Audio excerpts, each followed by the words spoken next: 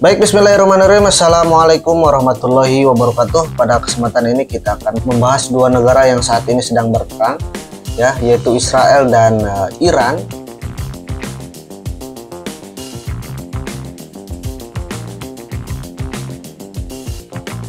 Nah, pada kesempatan ini kita akan membahas apa sih penyebab perang kedua negara tersebut dan juga potensi siapa yang akan menjadi pemenang dan skenario seperti apa apabila salah satu di antara kedua negara ini akan memenangkan peperangan ini begitu. Pertama, kenapa Iran dan Israel ini berperang? Hubungan antara Israel dan Iran mulai memburuk itu diawali atau dimulai setelah terjadi revolusi Islam Iran yang terjadi pada tahun 1979. Kalau sebelumnya itu hubungannya baik-baik saja di bawah kepemimpinan Shah Reza Pahlavi. Setelah dia digulingkan, terjadilah revolusi. Nah, setelah revolusi inilah Iran ini memiliki pandangan yang berbeda terhadap Israel.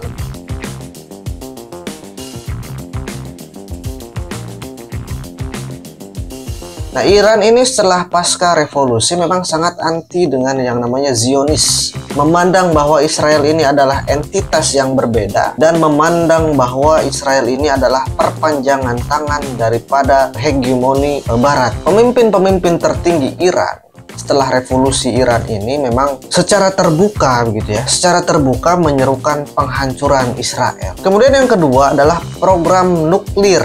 Iran ini memiliki program nuklir dan ini adalah salah satu pemicu utama kecemasan Israel. Nah, Israel ini meyakini bahwa program nuklir Iran ini ditujukan untuk pengembangan senjata yang akan menjadi ancaman bagi Israel itu sendiri. Tapi di sisi lain, di pihaknya Iran sendiri bersikeras bahwa program nuklirnya itu adalah untuk kepentingan perdamaian.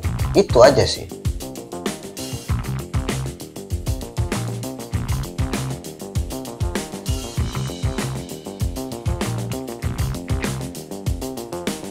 Di sisi lain, Israel tidak setuju dengan pengembangan nuklir Iran dan Iran pun menganggap dirinya tidak mengembangkan senjata. Nah, ini nggak tahu siapa yang benar dan siapa yang salah, kan begitu akhirnya. Nah, kemudian yang ketiga, memang Iran ini sejak lama ingin coba untuk menjadi negara yang berpengaruh di kawasan regional Timur Tengah gitu ya, dengan menciptakan proksi-proksi. Proksinya itu seperti Hizbullah di Lebanon, kemudian milisi Syiah di Suriah dan di Irak, kemudian ada Houthi di Yaman, ada Hamas di Palestina. Nah, itu adalah proksi-proksi yang dibuat atau yang diciptakan oleh Iran untuk memperkuat dominasinya di situ gitu, di kawasan Timur Tengah itu begitu. Dan ini bagi Israel adalah bentuk pengepungan atau perlawanan terhadap Israel itu sendiri, dan ini dianggap merupakan sebagai pengepungan yang strategis dan Israel beranggapan ini sangat membahayakan bagi negaranya atau kedaulatan negaranya. Dan juga memang dukungan Iran terhadap kelompok anti-Israel secara terbuka. Iran ini mendukung kelompok-kelompok seperti Hamas dan Hizbullah yang secara aktif memerangi Israel. Nah, di antara kedua negara ini siapa yang memiliki keunggulan? Nah, jika konflik ini berubah menjadi konflik yang skala penuh, penentuan pemenang memang tetap tidak sederhana dan tidak mudah karena mengingat kompleksitas militer, politik, geografis, dan juga kawasan Timur Tengah ini memang terkenal dengan kawasan yang sangat rumit. Yang perlu kita ketahui memang militer Israel ini memiliki keunggulan di bidang teknologi militernya. Diakui dunia kekuatan militer Israel ini kekuatan militer yang canggih. Kemudian dukungan militer dari terutama Barat gitu ya, terkhusus Amerika Serikat yang memang membantu secara penuh Israel ini. Kemudian juga angkatan udara Israel ini terkenal dengan angkatan udara yang superior. Juga kemampuan intelijen Israel ini pun dunia mengakuinya. Israel ini memiliki intelijen yang sangat kuat, yang sangat canggih lah, yang sama-sama kita ketahui namanya Mossad. Memiliki pasukan darat yang efisien, juga yang sering muncul ke permukaan. Israel memiliki Iron Dome yang mampu menangkal rudal-rudal dari musuh-musuh yang ingin coba menyerang wilayah Israel itu sendiri. Kekuatan militer Iran sendiri secara umum seperti apa sih? Memang jumlah personil kekuatan militer Iran bisa dikatakan lebih banyak. Kemudian juga rudal balistik atau rudal jarak jauhnya Iran pun sampai hari ini masih terus melakukan serangan-serangan terhadap Israel. Kemudian juga roket-roketnya Iran ini banyak sekali, dan ini adalah salah satu keunggulan atau ya bisa jadi keunggulannya Iran gitu ya.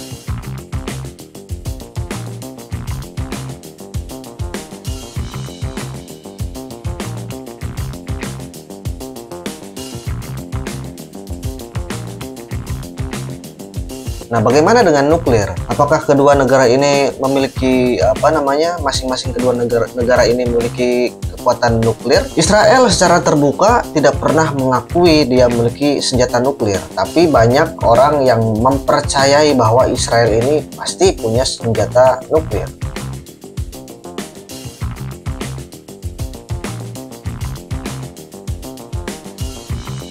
Nah, kalau Iran sendiri memang sejak mungkin 20 atau 25 tahun yang lalu Iran ini sudah mengembangkan nuklir begitu. Dan 2025 ini bisa jadi Iran sudah memiliki kemampuan nuklir yang mumpuni begitu. Nuklir Iran ini akan difungsikan atau akan diaktifkan kalaupun juga dia memang sudah sangat terdesak. Pertama, dukungan dari luar. Israel dukungannya jelas ya, dukungan militer secara jelas, secara tegas. Amerika Serikat lah yang berada di belakangnya Israel, juga dari sekutu ya. Dukungan secara finansial ataupun diplomatik ya, Amerika Serikat atau negara-negara barat ini mendukung secara penuh.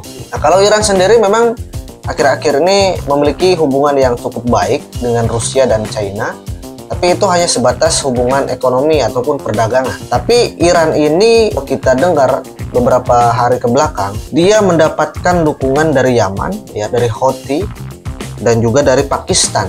Nah, itu pendukung-pendukungnya Israel dan juga Iran. Kalau dikomparasi dan diadu, yang akan menangkan peperangan ini negara mana nih menurut teman-teman? Kalau seandainya Rusia dan Cina ini mendukung penuh ya secara finansial ataupun persenjataan, bisa jadi nih Iran semakin kuat gitu. Saat ini bisa jadi kekuatan Cina dan Rusia ini hampirlah mendekati kekuatan militernya Amerika Serikat gitu.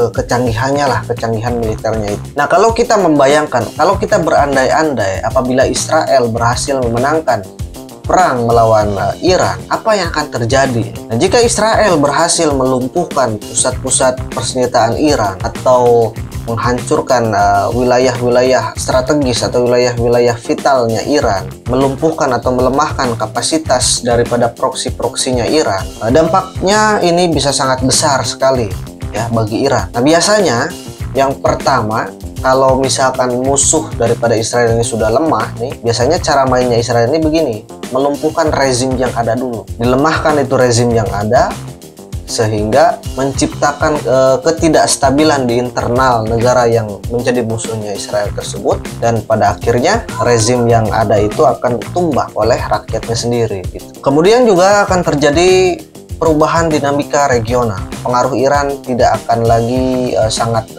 kuat, dan kelompok-kelompok yang diciptakan atau yang dibuat oleh Iran juga akan kehilangan bantuan secara drastis gitu ya, karena negara yang paling banyak mensokong atau mensupport proksi-proksi itu telah kalah dalam peperangan. Yang pada akhirnya, apakah proksi-proksi bekas buatan Iran ini akan hilang? Menurut saya tidak, tapi itu akan berubah menjadi jaringan terorisme, dan pada akhirnya mereka akan terus melawan dan menjadi perlawanan secara bergerilya gitu. Kemudian skenario kedua, apabila Iran berhasil mengalahkan Israel, apa yang akan terjadi? Jika Iran berhasil melumpuhkan Israel atau melumpuhkan infrastruktur penting yang ada di Israel, akan mengubah total peta politik Timur Tengah dan akan membuka jalan bagi dominasi Iran di Timur Tengah. Nah, teman-teman sekalian, pada akhirnya apapun hasilnya, siapa yang akan menjadi pemenang dan siapa yang akan kalah, pada akhirnya perang skala penuh antara Israel dan Iran ini justru akan malah menimbulkan kerugian yang sangat besar. Tidak saja kerugian antara kedua negara, tapi negara-negara sekitar pun akan mengalami kerugian yang cukup besar gitu. Karena dua negara ini adalah kedua negara yang merupakan kekuatan di regionalnya masing-masing. Ya pada akhirnya hanya kerugian dan penderitaan saja yang didapat. Kedua negara akan terjadi kekacauan, rakyatnya akan kacau, dan politik di Timur Tengah akan semakin memburuk. Yang pada akhirnya harapan terbaik tetap ada pada diplomasi dan upaya pencegahan untuk menghindari skenario paling buruk, dan jangan sampai kedua negara mengaktifkan nuklirnya. Itu saja. Oke, itu saja pada video kali ini. Terima kasih. Wassalamualaikum warahmatullahi wabarakatuh.